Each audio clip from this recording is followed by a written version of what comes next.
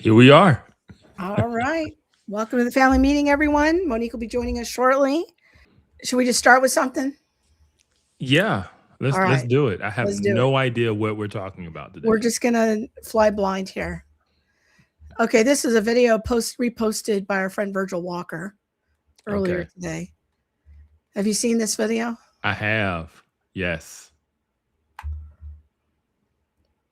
So let's play the clip and then we'll talk about it.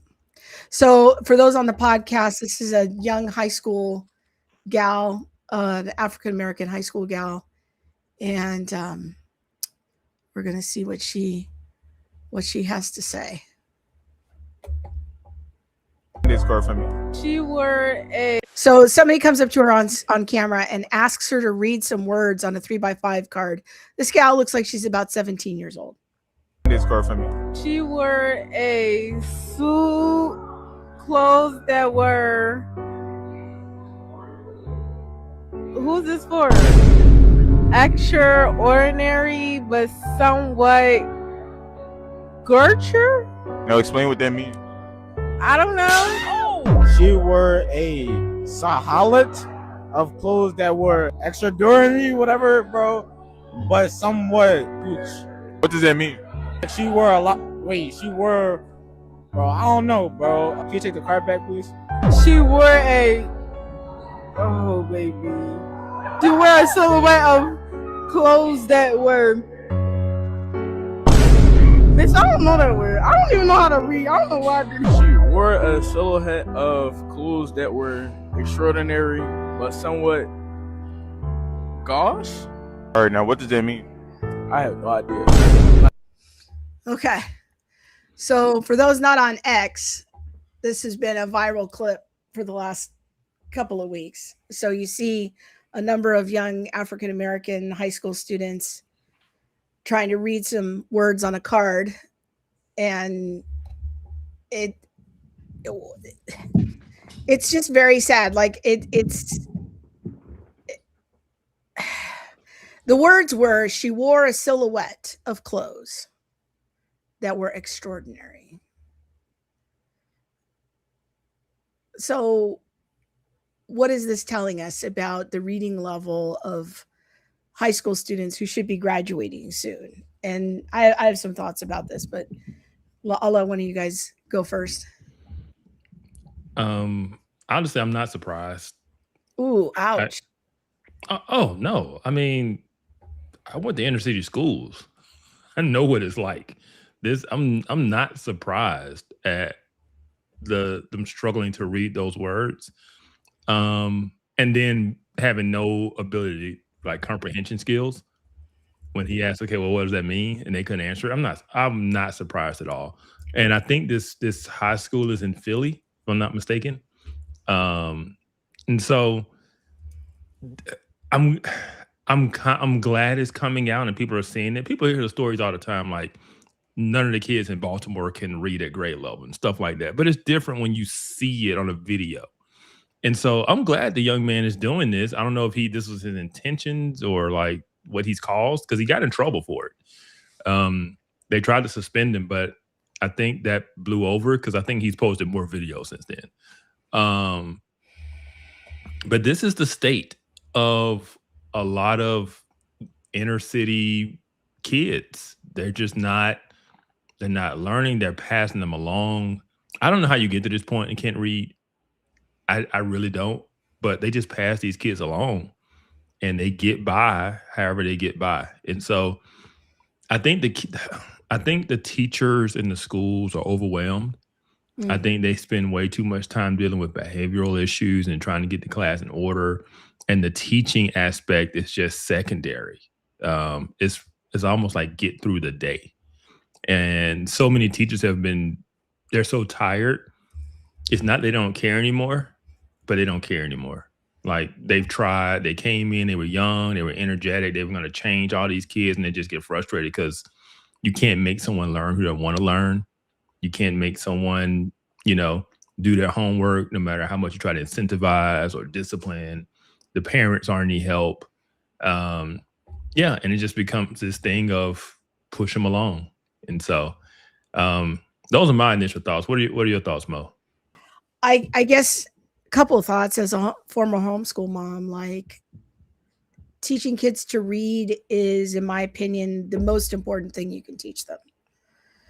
Every other skill builds on top of reading. And so I always encourage homeschoolers, like, focus. If you can only focus on one thing, focus on reading. Focus on creating strong readers, because strong readers can teach themselves literally anything. And this is why I'm so vocal against using devices and the malformation that it causes in your brain for young children. It literally does not allow their brains to form correctly. And so things like handwriting, taking notes by hand, teaching cursive, all help your brain to form properly as a child. It helps form critical reasoning skills, reading lots and lots of books. It helps your brain grow and develop the way that God intended it. And screens are unnatural.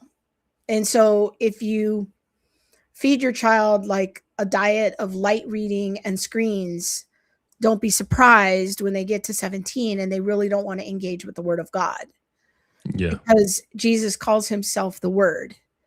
And the way that he revealed himself was as the Logos of God. And that is through the written word, through Jesus Christ in the incarnation, that's then preserved in the words of Scripture.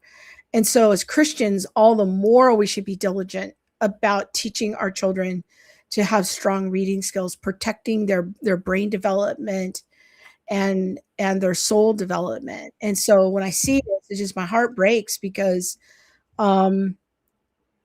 these kids are not positioned for greatness. They just are not positioned to know. Yeah. They're not positioned to succeed in life or in their faith. So Yeah. And I will say, I do think it's gotten worse since I was in school.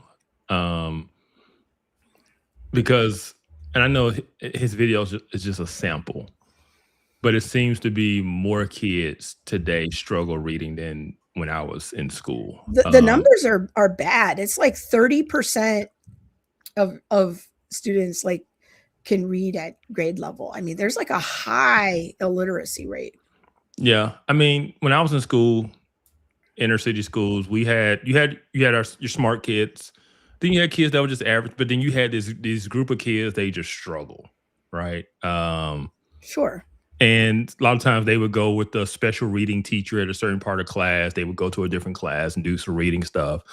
But it wasn't like it was the whole school. It seems like it's the whole school now. And I see, in the comments, like Susie's talking about how they stopped teaching phonics. Like my generation, we learned phonics. And so I think that's part of the problem, is how they started teaching these kids. And then you hand these kids a tablet and it's all messed up. And so the problem's just gotten worse. Yeah. Got to go back to phonics. So have you been keeping up with the drama at Wylie East High School in Wylie, Texas? Have you been keeping up with that drama? I haven't.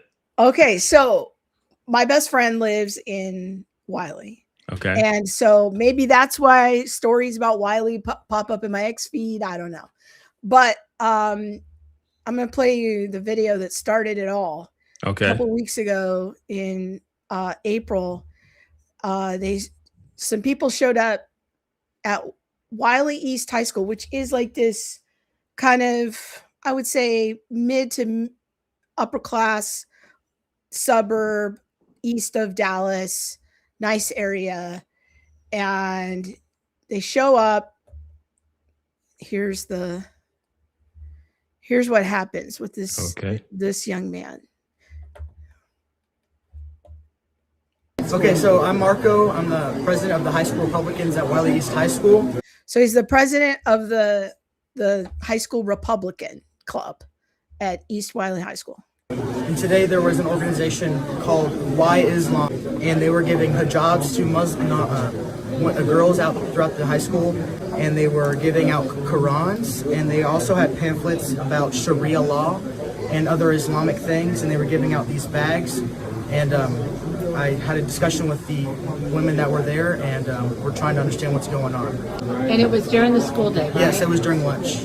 During lunch. And we typically have colleges come out, where we have our clubs have tables, but we've never had a faith group, to my understanding. Okay, so I'm Marco. So this video went massively viral, and then parents showed up at the school board, and they're like, what in the world is happening? And the principal was totally down for this. Like, Of course. no problem. Let's have the Muslim club or this group of Muslim proselytizers come into the high school. And this young man then testified in Congress last week about the incident and went before a bunch of Congress people and was talking about his experience and all of that. And it's just, he's been in some, got some news appearances and everything. So then Tuesday of this week, a group of Christians stood out in the front to hand out Bibles. But the school wouldn't let them in. They wouldn't let them inside the school. They made the Christians all stand on the sidewalk. Not surprised. Not surprised. Yeah, not surprised. And they're not a marginalized class. Yeah. Here we go. All right, we have our first counter protesters, and they're holding up signs that say separation of church and state. I said, exactly. Let's keep the Islamists out here, not in there in the school. So we have some young people that agree with us. They just don't realize the separation of church and state. We got more and more people showing up. We're getting ready. The crowd hasn't even started yet for the Bibles. And to give away, the people haven't started showing up yet with Wylie East, the students and their parents, where we'll be passing out Bibles. We got more Bibles than we can imagine. And we're going to pass out. We're going to take all the Qurans that were distributed, and we're going to multiply it by 100 or so to really turn lemons into lemonade. So we're kind of walking around here. I just wanted to show you what's going on. All the different folks just getting started. Nothing has happened yet. Rush hour will be in about 15 to 30 minutes. All right. So they ended up handing out, I think I saw his follow-up post of like 200 Bibles. I don't know how many Qurans they handed out, but at the Muslim evangelist table. So anyways, this is the drama that's been going on at Wylie East, and it's really indicative of an influx of Muslims in the last couple of years. They're all running for public office now locally. My friend sees their signs all over the place. And that area, she just moved there in 2017, and there was like none of this when they moved there in 2017. And now it's just kind of completely infiltrated that whole area east of Dallas. So it doesn't surprise me that the Qurans were being handed out. I think what is surprising to me is that the principal was involved in it and gave personal permission for it to happen. All right, go ahead. Why don't you weigh in with this? Well, what was she supposed to do? Or whoever the principal was, what were they supposed to do? I mean, you don't want to be an oppressor. And that's the exact setup, is that Christianity is an oppressive religion. And so as long as I continue to support Christianity, I support the religion of the oppressor. And I mean, it works out well. You know, it's a very good story. And it plays on people's emotions. It plays on people's sensitivities to, you know, I want to make everybody feel included and all of those things, except for, you know, the kids who, you know, who are part of the oppressor class. And so, yeah, I think it's sad, but, you know, people don't, or if they do, you know, maybe they're just playing dumb, because they are going right along with this narrative.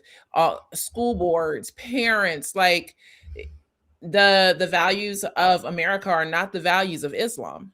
And yet we continually cater to Islam, to a religion that hates the West. They hate America. And I know there'll be people who are like, but not everybody in Islam is like that. No, I didn't say everybody was, but I mean, we have to look at the rule, not the exception. Like look at what Islam stands for, and yet we continually open our doors to an ideology that does not like our nation, our God, our people, our standards at all. And so when an area is overrun by Islam, I don't really know what else to say except for you handed it to them. It's just crazy disrespectful to me. And that's how I don't believe in multiculturalism at all. And especially when you have competing cultures. Well, that's right? an interesting statement, Kevin. You don't believe in multiculturalism. No, so, I believe I believe there's always a dominant culture. You can have subcultures, but even in America, right? We have subcultures, but there's still an American culture that everybody kind of holds to. And then you have some subcultures that have their own kind of thing. But at the end of the day, you're a true Islamicist or exactly. Muslim. At the end of the day, you have to have a unified nation. You have to have a common identity, a common culture. You have to have something that brings you together. Otherwise, you're just different people groups living in the same land, and that's just never going to work. You're always going to be in conflict with one another. Always. So if there was a Muslim who was culturally assimilated to the West or to America, like I think you would have less problem with that of them just praying 5 times a day. But that doesn't seem to be what they want to do. The issue is not that we have a Muslim here too. The issue is you have too many. And when you get too many and you clump them together and they form little Muslim communities, that's when you have a problem. It's too many in number. I don't know that I agree. I mean, I hear what you're saying, and yes, I think in theory I do agree. But I would go back to Krista's original question and say, you wouldn't have problems praying 5 times a day or whatever. I would say that Muslim is either an infidel or they're a liar. Like they're not a Muslim. Like you're either an infidel or you're like you're lying to me. Or maybe we could say something more gracious. We could say that they're a progressive Muslim because they're conforming to the West. I don't know. I don't know that that's a real thing because you have to take the religion at the religion's face value. That's why I'm calling them a progressive. I don't know that Muslims would say that's a progressive Muslim. I think that like when Ayaan Hirsi Ali left Islam, like when she was tiptoeing over here wanting to do some of the things that were more progressive but still participate in Islam, it don't really go like that. Like that isn't, according to my understanding, that isn't the way. Like you are dedicated to Muhammad, to Allah, like you are dedicated, or you something else. To fundamentalist Islamists, absolutely. The majority of Muslims have never read the Quran. They don't speak Arabic or read Arabic. They go to mosque. They do the rituals, a lot like Catholics, right? They go and they do the rituals, blah, blah, blah. They repeat the things, and that's it. It's a part of their identity. It's a part of like who they are, but they don't have a strong sense of theology, or like they just don't. And so the problem is when you get a bunch of them in a community like Dearborn, Michigan, right? And they take over and they start throwing up all these mosques and they start running for office. And that's when you get the Islamization of the town or the city, right? If there's just a handful, or there's a small numbers of them, or they're spread out, they're not that big of a deal because they're not trying to come in and take over because they don't have the numbers. But the minute they have the numbers, the minute they start setting up mosques, the minute those mosques start like basically discipling them into how they should live and what they're supposed to do, and they're being led through the mosque, if that makes sense. That's when it becomes a problem. That is when it becomes a problem. And they start taking over. Dearborn, Michigan is crazy to me. You got Arabic writing on police cars and on the badges, and like you could have stayed over in the Middle East and did that. Like, no, they don't come over. Not if they're true Muslims.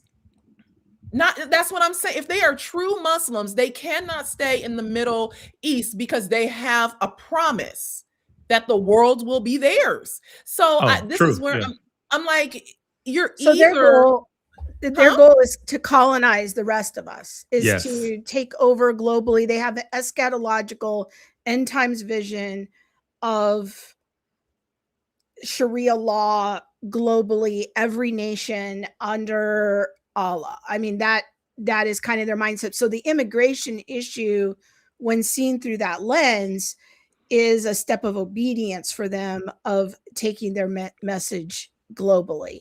Which brings me back to what I was saying, is that if you're going to be an obedient Muslim, you are going to participate in these things. So and if you're not an obedient Muslim, I would say obedient Muslims would say you are not a Muslim. You might be many things, but you ain't a Muslim. You're not a faithful Muslim. All right. So Charlie Kirk used to say that Islam was incompatible with the West. It is. And when they blow you up, I think you got to understand that's not compatible. I think that now my friend that I was referring to earlier, who lives in the city of Wylie, she said the consistent messaging from the local churches in the area that she hears from the pastors and stuff is, don't be an Islamophobe. You should be very excited to have all these Muslims in your backyard because it's a wonderful opportunity for the gospel.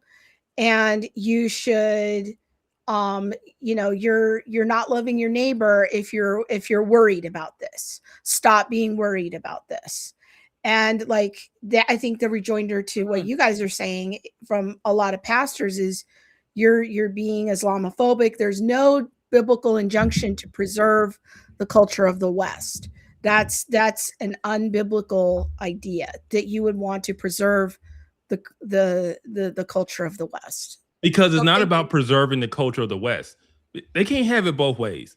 They can't say, well, we can't preserve the culture of the West, and at the same time, they want to like say we're called to have a just and righteous society. Which one is it? Which one is it? Either we're supposed to promote righteousness within society and justice and all of this stuff. You can't have that if you got an Islamic society, because their idea of justice and righteousness is completely opposite to Christians, right? And so these pastors need to realize, stop being educated by these liberals, right? And understand. We mean this in the most gentle and respectful way possible. Yes, gentle and respectful way possible. It's just basically knowing your enemy and understanding the motives of your enemy. And like this is the thing, you can be excited that you have Muslims in your backyard. That's great. But you better be working to proselytize them, right? Just having them there and bringing them in to feel good and having a little cookout with them. No, you better be actively engaging them with the gospel. Otherwise, you're just virtue signaling that you got diversity in your community, right? No one cares. Like that is not a biblical, diversity is not a biblical principle, right? We should be, you want to reach them with the gospel, reach them with the gospel, but know that know that this is a potentially hostile situation because of their worldview, right? They aren't coming to simply blend in. Like, no, they're basically saying, especially like in Europe, we're going to have more children than you, because they think the long game. Yeah, they think the long game. Yeah, they're thinking long game, multi-generational, 50 years, they take over. They're and their goal is to conquer us. Their goal is not the same as ours, to live peacefully, coexist side by side. No, that's not the goal. That's not the goal. I think that I want to say this as like respectfully as possible, that I think pastors need to be a little bit more informed about the Muslim worldview and what their eschatological goals are. Maybe they're not aware. They're not, maybe they haven't studied that. But I think that if it was reversed, would it be seen in the same way? And I don't think it would. Like, you can't just go stand on a street corner in Saudi Arabia, stand on a little Apple box and start preaching the gospel. Like, that's not how that works. You can't do it in America. In Dearborn, Michigan, there was a preacher, I want to say it was Dearborn, who got dragged out of the Muslim area, even though he's in America. It happens in England too. For wanting to proselytize and tell people. How can you tell me in my country what I can't do? Like, but again, that's the goal is conquer. The goal is to take over. And Kevin, I'm glad you mentioned like this liberal thing. It is when pastors are like, well, you know, the goal isn't to preserve the culture of the West. That's some critical theory mess. Yep. Do we see our culture as being better than, and all cultures are equal, and you know, we don't want to be an oppressive culture. I don't want to be an oppressive culture, but I do want to be a biblical one. Yeah. And at that point, I have to call a spade, and this spade right here wants to take me out. And so how are our pastors discipling their flock to understand like this isn't good? Because when they have a majority, all of these other things over here are going to happen. But instead, you're just being lulled in. It has to be a two-front war. Like, yes, preach the gospel. Yes, do outreach. Yes, plant churches, Arabic-speaking churches, all of that. Yes, yes, yes, yes. And we can go to school boards and we can speak out and talk about the worldview issues and all that. I think it's not an either or. It has to be a both and. It has to be a both and. I'm sorry, I didn't hear. Keep going. I just want to give Kevin a chance. So go ahead. Oh, no. Go ahead, Mo. You saying because you're feeding off what she said. It needs to be a both and, but we need to look. It has to be three fronts. Look, we cannot pretend that social justice ideology and Islam haven't linked arms. And we can't pretend like Islam isn't just using the social justice warrior to advance their narrative.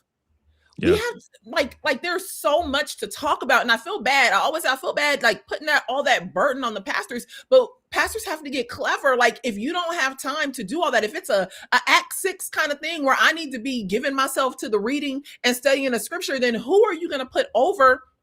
Who is your deacon board to put them over these things? Because your people are sending their kids to school and they're being given the Quran. Like who from your church, who are we going to strategically place on us, to run for school board? How are we going to get behind them and back them? Y'all, if we're waiting for, just the tide to change on its own, we asleep. Yeah. And that's the thing, like we're so caught up in like liberalism and freedom, all these different freedoms that they come in and take advantage of, and we put our pride in this. But we need to realize there are no churches in Saudi Arabia. There are no churches in Iraq. There are no churches, in Iran. There are no churches in the UAE. They do not allow churches. But then they can come over here and put up a mosque, and we're with like, open arms, get a grant and everything. Yeah, and it's like, no, we should not allow that. And it's not that no religion besides Christianity should have a place of worship. That's not what I'm saying. I'm saying this particular religion, you need to be aware of how it operates and what it does, and not allow it to grow and fester within your walls, because it does seek to take over. I mean, Dearborn, Michigan is the perfect example. Yeah. You see what's happening in Minneapolis with the Somalis. Like, they aren't coming to become American or become like us. They're coming to eventually spread and take over. I mean, they've said in Europe, those Muslims have said in Europe will be Muslim. They're just waiting. Isn't it a university in Texas that just opened up as like the first university to require the study of Islam?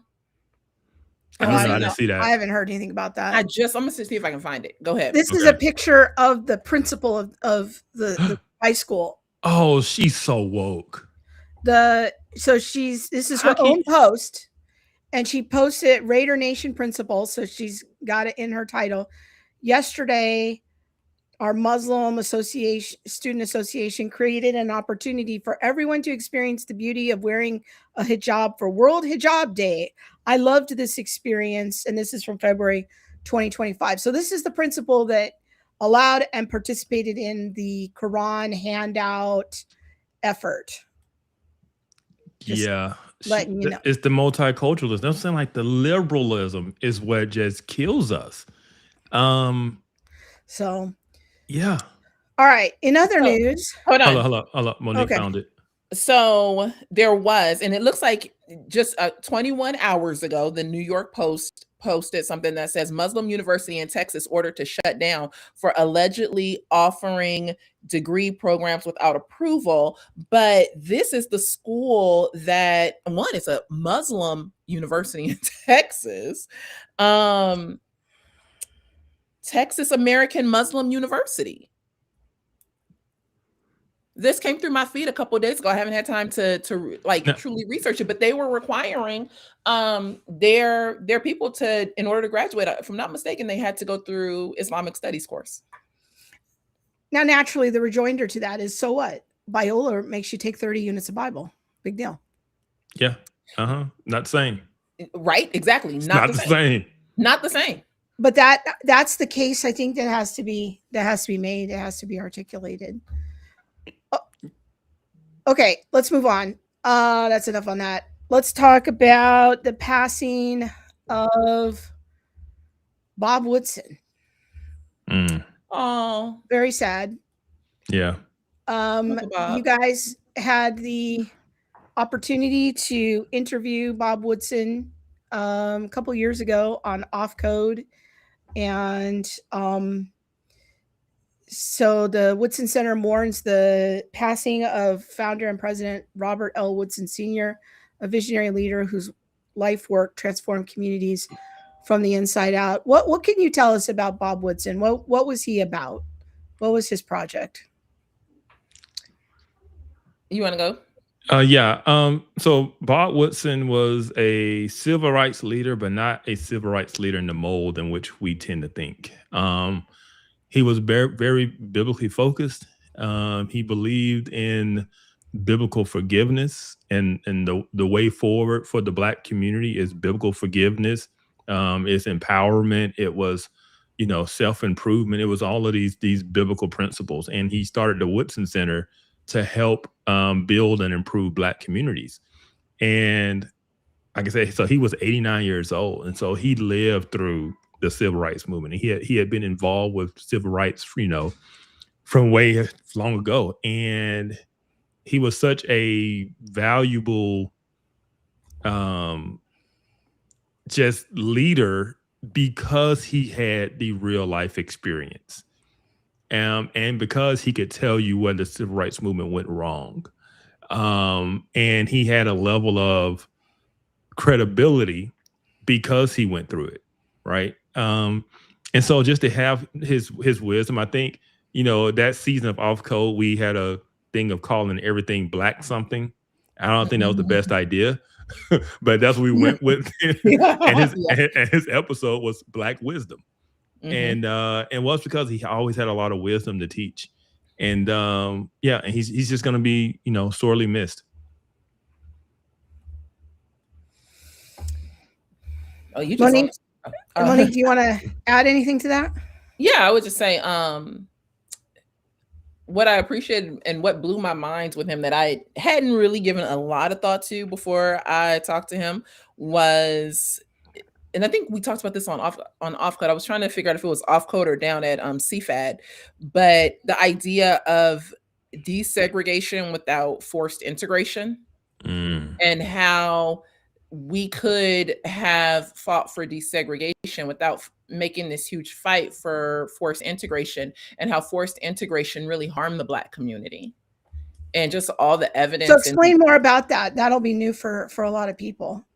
So the idea of, desegregating, not legally forcing Blacks and whites or establishments to be separated, but also not forcing integration, saying Black people must be in these areas. We must also be in all of these schools, but allowing people to participate where people chose to participate, or allowing people not to participate where they didn't want to participate. The way he articulated it was that forced integration really allowed for others to come in and buy up a lot of Black-owned businesses or take over Black-owned businesses. And that's where you see a lot of the shift, even in the civil rights movement, of you know, we not just us doing things on our own for ourselves and living happy, you know, with ourselves, but feeling this need to actually be in white spaces. And he was like, you know, there's no shade in being quote unquote in white spaces, but allowing that to happen more organically, I believe, is what maybe how he would sum it up. Yeah. And it created this belief that, you know, he's a joke around that the white man's ice is colder. Yeah, that's funny. That's I funny. mean, that was the saying, right? That black people kind of developed this mindset. So the white school was just going to be better than the black school, even though you had really good black schools back then too that people don't like talk about. But those black schools closed down because, as I told my story earlier, I got bused across town to a school for integration purposes for high school. And that happened to a lot of schools in the black community that were doing really well. And it just wasn't all positive because it was really rooted in more of a sociology. It was rooted more in a W.E.B. Du Bois type of goal and mindset of blacks having to be integrated into the society. And it just wasn't good enough to just go to your black high school or go to your black doctor or to the grocery. Like, people wanted to access things that white people could. And that became the status and what black people reached for, unfortunately. And a lot of that was, you know, of course, the civil rights movement. They pushed that. They forced the integration versus simply just getting rid of Jim Crow and allowing it to happen naturally between the two communities. They forced it. And that's when you got the fighting and the resentment and people don't understand. They tell the story now and it's like all the white people were against integration and all the black people were for it. And the truth is it was mixed. Like, a lot of black people didn't want integration. You know, and so like they forced this thing on both communities and it caused a lot of tension and a lot of problems. So if people are watching on the video, you can see some pictures I put on the screen of the one brief time when Monique got to meet Bob Woodson. That was at the CFAD conference and back in, I think, 2023. And we were able to get an endorsement from him on our book, Walking in Unity. That was pretty cool. And we also had him on off code. So little connection there that we had with Mr. Woodson. Grateful for his legacy and his example.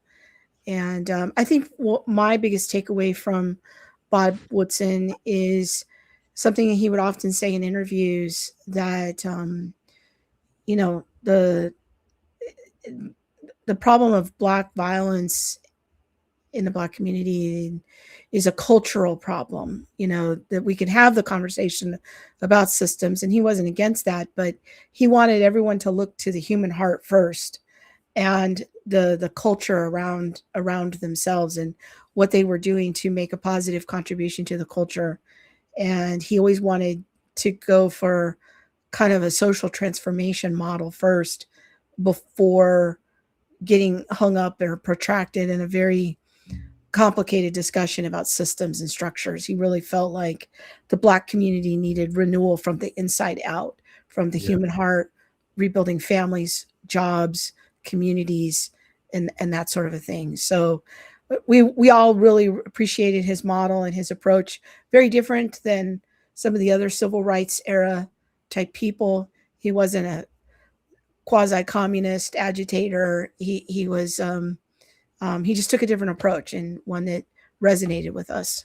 So all right, the big news of the day. Are you guys ready for the big news of the day?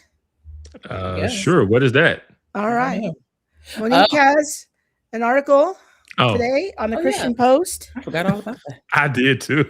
I forgot all about it. It's been a day. And this day been daying, okay? Yeah, it's been a lot. But Monique's got an article out on the Christian Post. The title is "The One Biblical Truth Christians Are Missing in the Race Debate." And Monique, why don't you talk a little bit about the article and the big announcement in the article? Yeah, so the the article really looks at how Christians should be living in unity and what is it that we miss. Oftentimes, we miss the fact that this idea, this contemporary idea that we use of race, is not a biblical idea. And so I hit on what are more biblical ideas: ethnicity, nationality, language, tribe. Like, how do we start to have biblical conversations and impact culture with those biblical ideas? And then for within the church, just looking at why are we continuing to pursue unity, this idea of racial reconciliation, or we need to do unity workshops, when scripture calls us family, we're brothers and sisters. And if you haven't harmed me, like, if you haven't offended me, why do I need to continue to pursue unity with you? And, and when we look at Ephesians 4, Paul tells us to maintain the unity. We can look through the New Testament and see what Christ's, death, burial, and resurrection accomplished for us. There is a unity, a familial unity that we have. And so how do we live from that place as opposed to living from this idea or this place that we have to continually strive for unity simply because we're different skin tones? So that's that. But the article really introduced the Center for Biblical Unity's position statement, the Los Angeles Statement on Race, Justice, and Unity, where we tackle from a biblical position race, justice, and unity. And what does the scripture say about these things? Scripture, we completely believe, still has the strongest voice on these matters. Soon, hopefully, Krista, myself, Dr. Krista Bontrager, Dr. Jacob Daniels, and Dr. Joe Miller and I will be all together and having a conversation on why we wrote the statement. How did we write the statement? It took over 2 years to write it. And so, why did it take so long? What was the motivation and thought going into it? I received a question today where someone asked me, how do you see your statement as being different from the Dallas statement on social justice? And so these are very thoughtful and important conversations for us to tackle as believers. So that's what happened today. So how would you answer that? How would you see this statement as different than the 2018? I think 2018 was when the Dallas statement came out, and that was the one that was spearheaded by John MacArthur and Vodi Bakum and others. Very fine signers. It's a great statement. We would largely agree with it, but how do you see this statement as being different than that? Or what was the need to do this? It's so interesting because 2018, I was still living on the other side. So I wouldn't have signed either one of y'all statements. I'd have just been like, bye. Hey, but won't he do it though? But won't he will? Won't he will? So, one of the main differences I see is the need, the cultural shift. I think what happened in 2018, and I'm not really sure what happened for Uncle Vodi or for John MacArthur, or, what was the catalyst that made them get together and say, hey, we need to do this. According to what's on the website, it was Vodi started noticing all the critical social justice stuff in the literature. And so he went to John MacArthur and said, hey, we need to do something. But I was wondering more of I wonder if it was like a Trayvon Martin moment, or was it a Philando Castile moment? That's what I'm saying. So BLM, Trayvon Martin was 2012. Mike Brown Ferguson was 2014. Philando Castile and Alton Sterling and Colin Kaepernick kneeling was 2016. And 2016, 2017 is when all the stuff in my church started. And so when this statement came out, it was very at the forefront because it was reaching the churches. And the churches were being, you had different books. Everybody was being told to read White Fragility. No, it was before White Fragility. What's the one? How to Be an Anti-Racist? No. No, the one David Schrock wrote the counter to.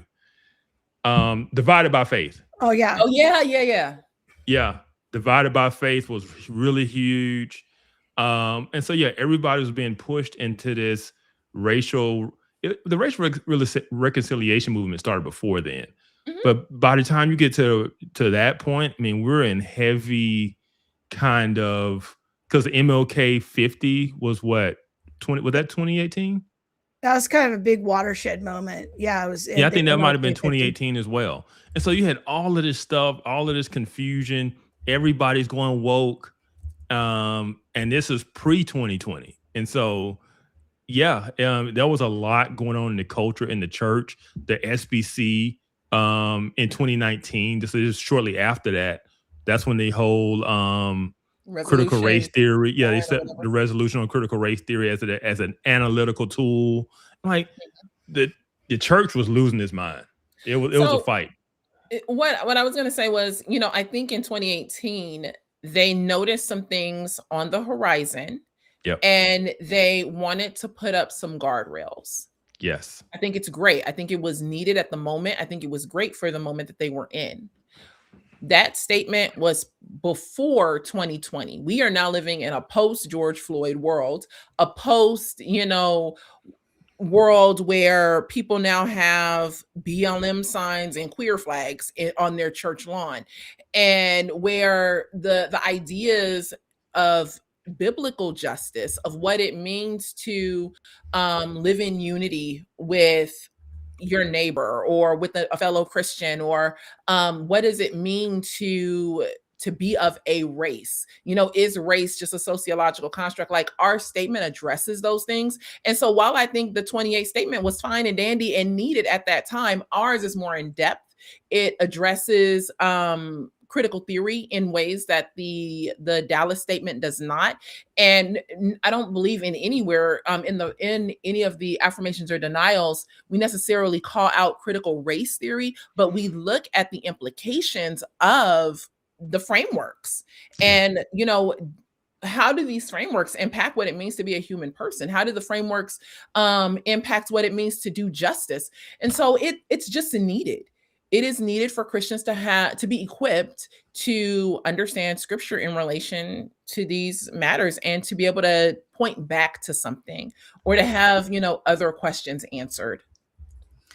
I think our hope is that people will use this statement as a means of clarifying, the historic Christian position. And, if you're an administrator at a Christian school, it might be something that you can point to, much like the Nashville statement on gender and sexuality, that we're trying to provide some clarity that other institutions can use and point to as a standard. And we realize that it's not something that has any ecclesial authority behind it, but we really did try very hard to make it as non-denominational as possible, and really to reflect the biblical teaching as much as possible. And it's not to say that it did go through, like Monique said, it took us over 2 years to write it, and there was a lot of peer review and conversation and back and forth and more back and forth. But that's not to say it's inerrant. It's not an inerrant document. There might be things that people will raise that, we'll have conversations about. We hope to have dialogues about some of the statements in the future, of like what went into this particular line in the statement and what the authors intended to do with it. So someone's asking, how is the CFBU statement going to be used? Yeah, and that's it. Is like, it's something that's out there now for schools, institutions. You could even ask a school, if you're vetting them, like, hey, would your school sign off on this? Like, have you ever thought about adopting this as, part of an affirmation for your staff? Like, just trying to bring clarity to it for churches, pastors, schools, and also a little bit of a line in the sand of, if you won't sign it, why not? What's the issue? What's the point of disagreement? And just trying to help provide clarity in the midst of a lot of chaos and confusion. Kevin, you have any thoughts? No. Go sign it, everyone. No, it's just, if my pastor wouldn't sign it, I would have a conversation. Just want to know why. Is it theological differences? Is there like social justice type issues? Or is it just I don't want to rock the boat and put my name out there? And I would want to know. Yeah. It definitely was a labor of love. It took a long time to get to this point. Yeah. And I'm grateful. I'm grateful for all of the feedback. We had some amazing reviewers, and I'm grateful to look at, the people who have already signed on. So yeah, go ahead and sign your name. Sign it, share it. Please share it out. Yeah. Share it out on your social media, share it with your pastor, share it, wherever. I think I've shared about 12 times today. I have. So we are hoping, we have some other plans in the works, hoping that some things will materialize, and we'll keep you posted about that. But also share out Monique's article from the Christian Post today. That would be helpful because the statement is linked in there. And we're just really trying to get the word out about it and trying to let people know about this tool that we hope will be helpful and clarifying for the body of Christ. Yeah, so that's the goal. Mo, you still want to do your video? I do. We're running long, Krista. But what video? What is this? I put it in the chat. Oh, the teen takeover. I don't. Oh, you want to do that one? Okay. Yeah, I got it. Krista was about to give the benediction and send us on our way. All right, I'll let you guys do this. Oh, the benediction. We were about to sing Reach Out and Touch. Yes. Is that the same as Blessed Be the Tie That Binds? No. That's what we sing at the end of church sometimes. Blessed be the tie that binds? Yeah, you never heard that? Like the bells that toll? Like, I don't understand. No. I don't know. No, I have never heard that in my whole life. Okay. All right, here we go. Is there any setup for this, or do I just start playing it? Okay, so I'll give the setup because I don't think I need to give a setup. This has been going on at least for the last month, maybe a little bit more, that there are groups of teenagers that take to streets and take over, and it is being called like the teen takeover. And so I came across the video of a group of teens in Long Branch. Oh gosh, it wasn't Rhode Island. It might be Rhode Island, but somewhere on the East Coast in a city called Long Branch. And these teens have taken over. They're just taking over this one area. They're dancing on somebody's car. They are just wilding out in the streets. And I don't understand where these kids' parents are, but two, I don't understand how, because it is definitely going to happen. I already know that some kids were hurt. Already, I think somebody got stabbed or something, but I think that was because of the tension between a couple of students or kids, youth.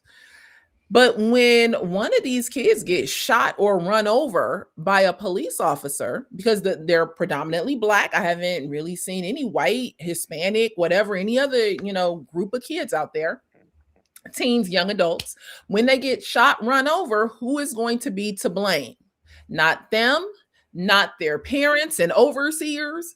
It is going to be the white man, the white racist system, the system that has their foot on the necks of Black people, that is to blame. But in reality, it's their own actions. And so I wanted to talk about that just a little bit, but we ran out of time. But I said we should still play it. Okay. All right. Let's do it. Yeah, let's do it.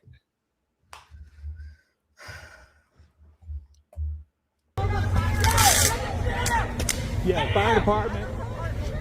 Is in Norfolk, Virginia. Oh, this is a different one. But go ahead. This is still the same. This is the one you sent me. Hammers and bows, back to the Mac and the clothes. Adolescents packing a knock on the door. Who is it? I would happen to know the one with the flow. Who did? It was me. I made it. Chicago, Illinois.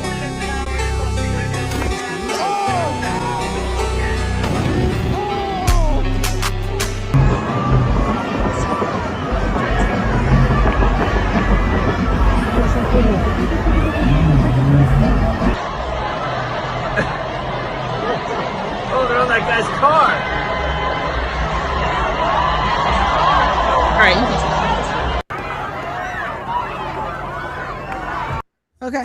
Whoa. So this is what's happening. And I mean, can you imagine being the person inside that car? Like, what if he would have just took off? Just bloop, bloop, bumping over bodies. Because if I had my kids in that car, my nephews in that car, fearing for my life and the safety of the littles that I'm responsible for, all of a sudden, the person driving is going to be the one in the wrong. But and I made this point on X. It's some people are okay with this level of Black, and I'm gonna say it is Black culture, or a piece of Black culture, at least. I don't think it's Black culture in its totality, but certain people are okay with this level of Black culture of calling out everything whiteness this, whiteness that. All of our actions are based on whiteness. But then when we look and we see the deplorable actions like these, I don't see Maxine Waters, I don't see Stacey Abrams, I don't see nobody calling these things out to the forefront and being like, y'all are out of control. They don't care. I know. They never speak out against this stuff. They don't care. They want this type of behavior because, like you said, the minute something happens to one of those kids, they're going to be holding press conferences. You know, Benjamin Crump is going to be down there standing by the family because he going to try to win the lawsuit for him. It's just, it's always going to be somebody else's fault. Yes. And I said on social media, because I shared a video of one of these teen takeovers, and I was like, we just need to take the lead of some of these other countries like Singapore, where they cane your behind for doing stuff like this. There ain't no juvenile detention. And they tie you up and they beat your behind, and then you won't do it again. And they'll do it in public. So somebody else like, there needs to be, if your parent won't beat your behind, the state will. And that's what Center for Biblical Unity does not endorse child abuse. It's not child abuse. We endorse discipline. Discipline your kids. Somebody about to write in corporate punishment. That's adultist. That's child. Spare the rod. But this is the result of when you don't get that at home. You go out and you act with no discipline because you're not used to receiving any type of discipline. They go to school. Beyond discipline. It's discipline or no respect for authority, no decency. No respect for yourself, no decency, no nothing. No, where this is like the complete loss of a people group. Like it's not just that they're losing pieces of the old culture and things are progressing. This is the loss of a moral standard. This is the loss of just the people themselves. Because I can tell you now, somebody is not going to care that you called them racist when they see you coming for their kid, and they're going to pop you with something. So I'm going to tie this into the broader culture. Have you seen the graduation videos? Yes. This is what I'm talking. Yes. It's all the same. Yes. It's the same mindset. Same thing. Yeah. And these kids think it's cool. And then you have people on social media who should know better saying, let those kids celebrate. Let them kids have their fun. It's like, y'all are Nobody lost. tells them not to celebrate, but there has to be a level of proper decorum in which you conduct yourself. Because if you can't conduct yourself here, you can't call racist when they don't hire you. And that's where that's where the critical social justice theory stuff come from, because they say, well, you're trying to hold them to a standard of whiteness and white culture. That's what they would say. And you saying decorum, they was like, that's whiteness. And so they believe Black people in our own culture should be able to act the way we want and not be penalized by society for it. And that is what they're really fighting for, is for there to be no standards, because standards in and of themselves are supremacy. So that's the dumb mindset, but that's the mindset. And so, it's like, let these kids be ratchet and ghetto, and they should just be allowed to be. And by the way, hire them to work in your office. No. Absolutely not. But we have to talk about it. And we have to talk about it regardless of skin color, because this is some mess. Like it is. This is some mess. I want to make sure that my child, regardless of skin color, understands what do you do if you out and something like this pop off. I would need to talk to my husband. Like, what would your recommendation be? Like, so I'm going to say something that is, I don't know if it's controversial or not, but this is what the diagnosis is to Black culture and why Black culture struggles. Did Krista just exit? She dipped. She dipped. She was like, This is a conversation with three white people. Absolutely not. You get to stay right here because here we go. I need some chapstick. Everything. No, hold on. Because I want to tell every white person watching, the way Krista just dipped is not okay. I'm not a rebuke, Krista, but we need your voice too. And I know as much as the culture says white people shouldn't be talking about that, you can't talk about that. That's not true. As believers, one, we are talking to the family, and how does the family impact culture? And the family is not just Black folk. We the reason we got into this mess. We might need a little, encouragement and incentive for somebody else. Go ahead, Kevin. Sorry. No, I was just gonna say the thing that Black people struggle with as a culture and as a people is everything that requires discipline and delayed gratification. That is where Black people struggle.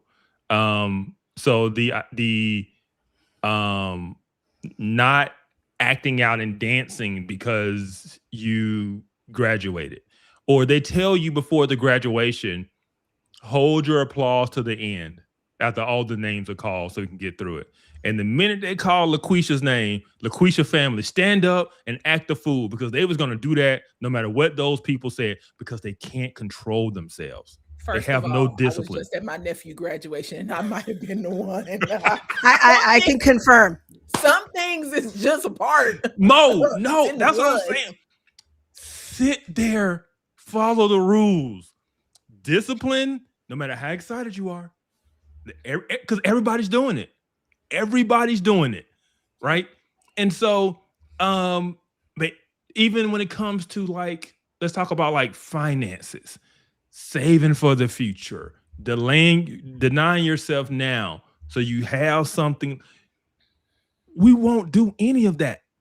But that's not a Black problem. That's just But it's a highly Black problem when they come out and say that Black people are more likely than any other people group to have a luxury vehicle, right? And the only reason I'm pointing this out is because we didn't complain about the wealth gap, right? Here's how you know it's a problem.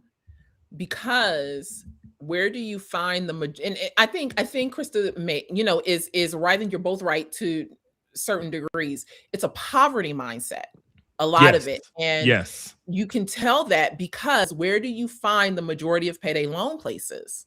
Yeah. The majority of payday loan places are in the hood and in, really impoverished places. But I do agree that there is a level of I can't waitness, or regardless of how much it costs, it is the newest thing, the coolest thing, my kids really wanted thing. And it's like, you didn't pay your rent. So now you making a choice between this rent and this LV, $1,100 bag. Yeah. And it's the thing is, it is a poverty mindset. And even when we get out of poverty, we don't necessarily lose the mindset.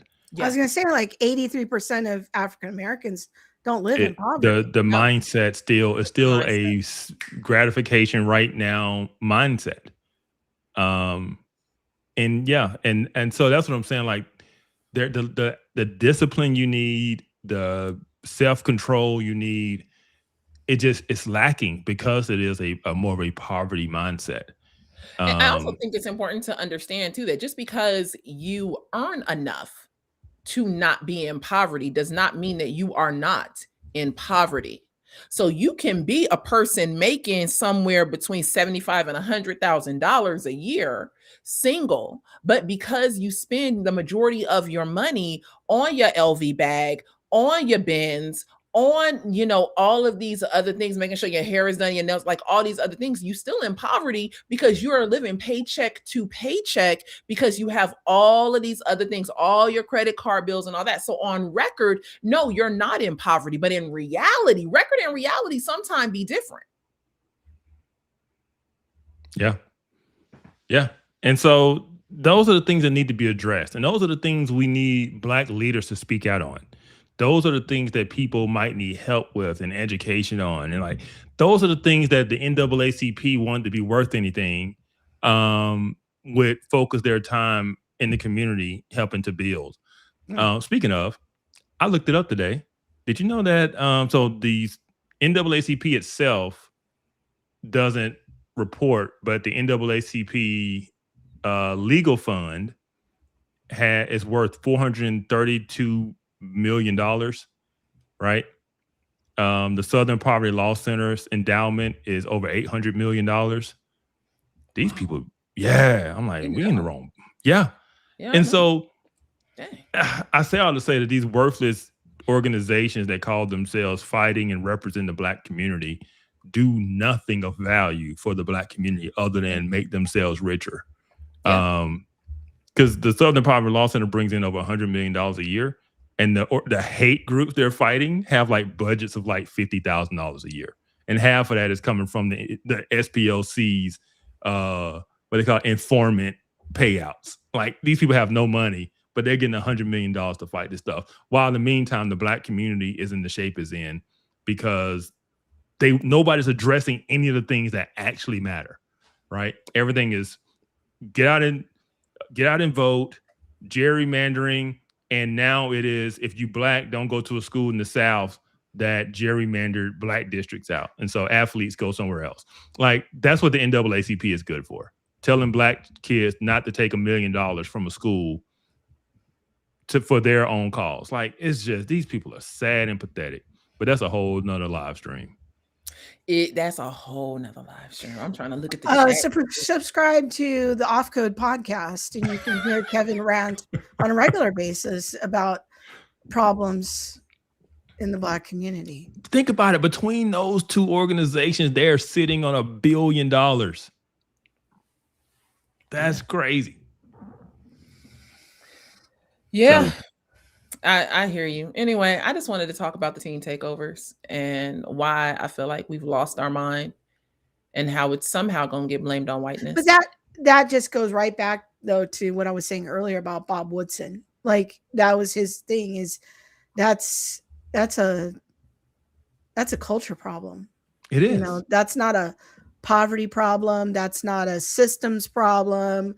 That's not a school to prison pipeline problem. Mm-hmm. That's a cultural problem that includes parenting and kids just not knowing how to act.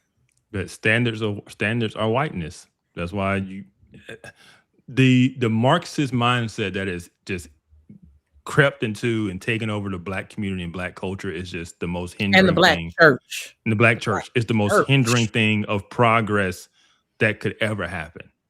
So, yeah. Welcome to our podcast on how to win friends and influence people. This is what we are doing today.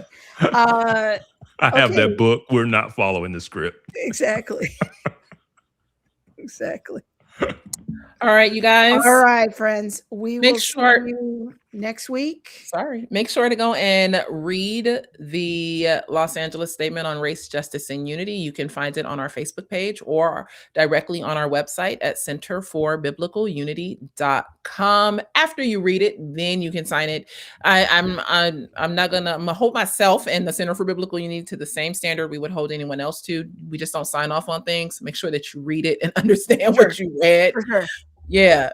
And then, make sure you sign it. Please share it. Help get the word out. People need to know that there are people out here who have not lost their mind and who are actually upholding scripture and biblical ideals. We don't do it perfectly, that's for sure. But we do strive to make sure that scripture and Christ is always first. Yep. All right, friends, we will see you, God willing, again next week. Have a good week And make sure to tune in on next Monday for our new day and time for all the things. Mondays at 4 p.m. Pacific, 7 p.m. Eastern. Monique and I are going to be having a conversation about critical child studies and what happens when children are centered and parents are the oppressors. Also, you can tune into Off Code. There's a new episode of Off Code set to drop on Sunday. And there's a preview of that up on our Facebook page if you want to get a little teaser. But they'll be talking about whether or not Kevin is still allowed to vote because he's Black. In Alabama. In Alabama. So we will see you shall soon. Overcome, Kevin. You shall overcome. We shall. We shall. Let's hold hands and sing as we go. All right. Grace and peace, everyone. Bye, everyone. Bye.